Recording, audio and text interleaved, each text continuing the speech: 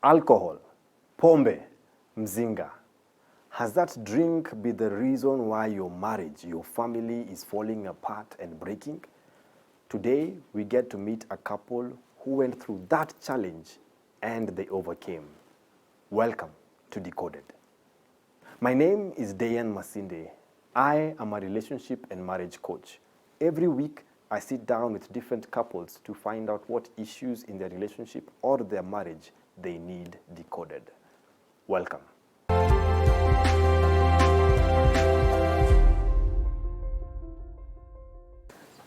My name is Aulison Njoroge, and she's my wife. We met somewhere in Maringo around like 18 years back, 2002. Yes. In Maringo Estate. She used to come to a friend's hotel. I used to eat there. So as I'm eating, just nikaanza kuona young Peter. Then I noticed this girl. She was like, let's say, I don't call it Coca-Cola shape size. So I noticed, when you're eating, your head is turned down. Then I turned up and then so, wow. I started meditating. Immediately I saw her, I started making my own moves. And immediately nimeona tu nikaanza tu hapana, lazima nijue jina yake. But it was hell. It was hell. Every time I tried almost a month, 2 months. About 3 months. 3 months, trying every day. She usually came there daily, but she used to work in Caltex along Thika Road. But she used to come there before she went for work. Alikuwa anapitia hapa.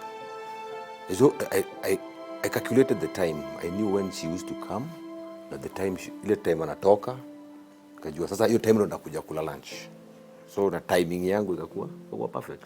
Yeah, it was perfect because nilikuwa naingia and then a minute maybe immediately nikaa ulikuwa mahali unanichungulia hivi. So nilikuwa naingia hivi and then he comes, or maybe at times maybe anajua this chick anakujanga around 1, so I'll be there by 12:30. It was around, yeah. She usually used to come around 10. By 10, I mean by 10:30 niko hapo. Nakula lunch 10:30. So that muone tu aniserve. That's by serving. Hapa kitani unajua akienda sasa.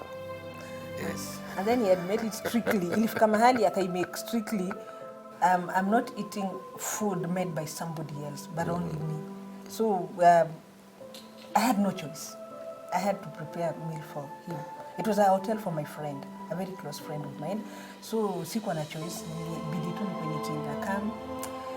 Whatever he asked, ndo namtengenezea. Little did I know that is the man that I'm going to spend the rest of my life with. It was fun because she was so beautiful at that time. The figure itself, my friend. She has, bado iko tu nayo. Hajapoteza. It was like I had stayed for like 5 years without a chick. Because my last girlfriend had disappointed me. So I closed the chapter, concentrated with my work. I just already started my own workshop at that time. So I had concentrated with I didn't want anything to do with women. Just concentrated with my work, home, job. I was in fact an alcoholic, a workaholic. But the first time by looking at her, I just felt something deep down. It's very, very deep. I knew I think this one is it. And I pursued. Hata really walo, wacha akatae lakini lazima nijue kwa nini ananisengua. There was that thing I can't explain in words, but by looking at her, I knew. Automatically I knew. And I already vowed, the first lady who will enter my house, she will be my wife. Because I'd already matured enough. But by that time, I was around 27 years. I'd matured, and I knew I'm ready on time, on point to get married. So I was looking for a wife, not a girlfriend. But immediately I met her, I felt something. Immediately. For me, kawaida, playing hard to get for us ladies, it's like, okay, I feel like we are more loved, more. Kuna kale ka feeling as ladies we normally feel that when we are playing hard to get. So, okay, at that time, Sisi sema that I knew he was my man. But the more he persuaded, the more alishinda hapana, nataka tu food yako, I just want to spend time with you. So nilikuja nikajiambia, let me give him time. Wacha nimpatie chance, maybe nione kama maybe he might be the man of my dreams. And voila, he became the man of my dreams. The first few years, it was really enjoying, as in mapenzi iko mingi, as in everything was just flowing. There was no ati kama maybe there's difficulties in life, no. Maisha ilikuwa tu poa. After 1 year, I got pregnant. I gave birth to my firstborn. Bado maisha iko tu mzuri. I never knew there was this thing that marriage is not a bed of roses. To me, nilikuwa naona hapa nimefika kule nilikuwa naenda. This is the man of my dreams. This is the kind of life I want. This is how marriage should be. I didn't see anything wrong, so we were just okay. It was fun because I had an agenda. I knew when I get my chosen wife, I'll take care of her. So the first 9 years of our life, hakufanya job, seated in the house. I did everything. Shopping, anything she required, even to buy a matchbox, I would go and buy. I worked to stay in the house, take care of the kids. The first 9 years was fun. Knowing that I'm going home, food A, food B is there, everything, fun. For the first 9 years, in fact, I was even being called arrogant because if even a chick tried to talk to me, I would blast them because I knew I had somebody in the house. But I didn't have any time to deal with other women, even to think about it. But it was fun because deep down I knew this is it. And my people back home, my parents, they have appreciated her. So I knew I'm good. Everything is okay. So it was fun. My first, and actually, I can put it like the only challenge that I personally have faced in marriage is alcoholism. My husband started drinking. Okay, I found him drinking, but he was not really so much into drinking. But as time went, aliingia deep to some extent that he could not even balance his own life. What I mean by balancing his own life is hakuwa anaangalia the most important things, the basic things. Yeye alikuwa anaona maisha ni pombe tu. So the little cash I get, naipeleka, naidirect kwa pombe. And vile miaka zilisonga, my kids definitely were growing older. And the way he used to behave, it affected my kids. Because my children, like my firstborn, alimjua like this is my role model. This is my dad. I'm supposed to be like him. Whatever he's doing, as in he is my example. But with time, akaanza kuwa more arrogant, as in he could come home late, drunk, ana cause two chaos, vita inakuwa kwa nyumba. So there was no communication. Nikijaribu kumwambia we're supposed to do this, and I feel like he is the man. Yeye ndio ako supposed kutoa rules and regulation in the house. As in ako anataka kuwa advised. Maisha ilikuja ikakuwa tu ngumu kabisa.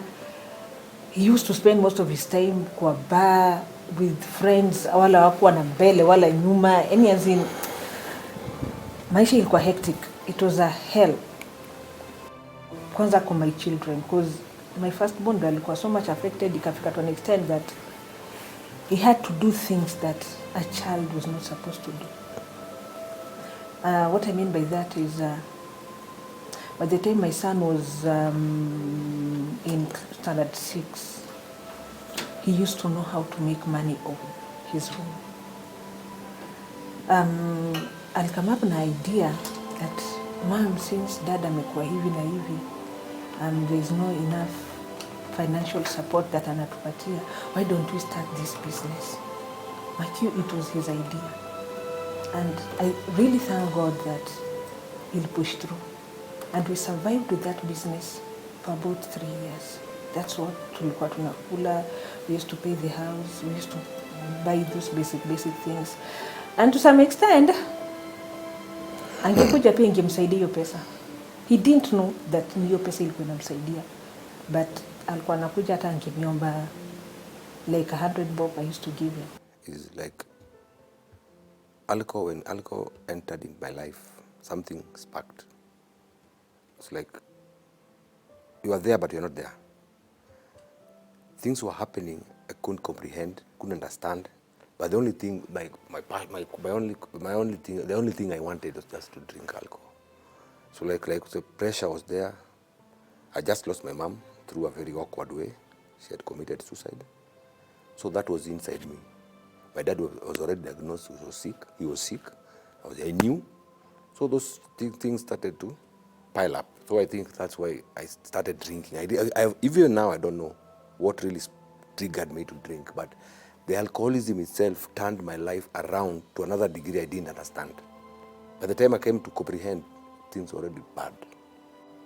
Too late to salvage, but through God, somehow we managed.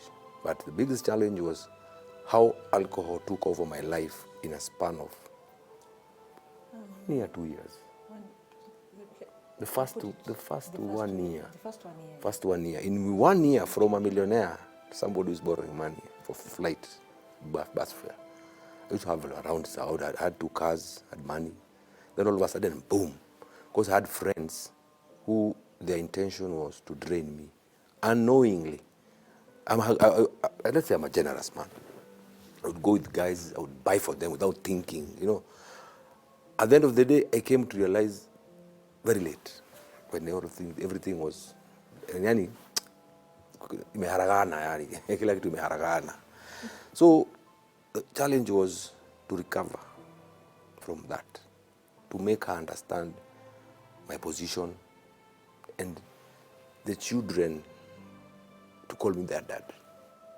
Because it reached a point, I entered the house, they ran away. That was hurting. Sasa unafika unaona hapo wote wametoka, hata nirudi huko kunafurahiwa na wana huu. No, unknowingly nilikuwa na sink deeper and deeper and deeper.